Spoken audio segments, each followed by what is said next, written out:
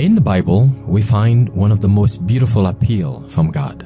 It says, "Today, if you hear His voice, harden not your heart." Would you like to spend this day with God? Listen to this devotional. This Day with God, a devotional by Ellen G. White.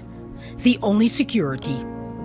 Verily my Sabbaths ye shall keep, for it is a sign between me and you throughout your generations, that ye may know that I am the Lord that doth sanctify you. Exodus 31 verse 13. Let everyone seek the Lord for himself. Eternity is before us. You cannot afford to let another day pass without taking your position on the Lord's side. Will you not act the part that God has appointed you to act in the closing scenes of this earth's history? It is impossible to give any idea of the experience of the people of God who will be alive on the earth when past woes and celestial glory will be blended. They will walk in the light proceeding from the throne of God.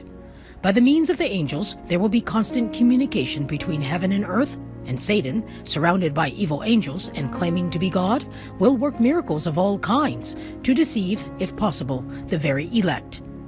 God's people will not find their safety in working miracles, for Satan would counterfeit any miracle that might be worked.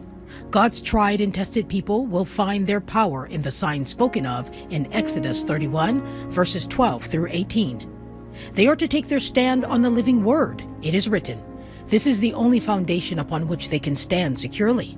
Those who have broken their covenant with God will in that day be without hope and without God in the world.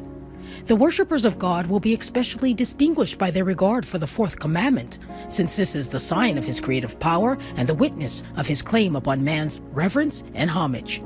The wicked will be distinguished by their efforts to tear down the Creator's memorial to exalt the institution of Rome.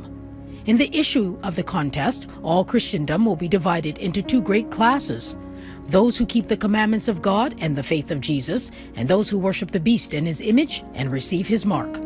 Fearful tests and trial await the people of God. The spirit of war is stirring the nations from one end of the earth to the other. But in the midst of the time of trouble that is coming, a time of trouble such as has not been since there was a nation, God's chosen people will stand unmoved. Satan and his angels cannot destroy them, for angels that excel in strength will protect them.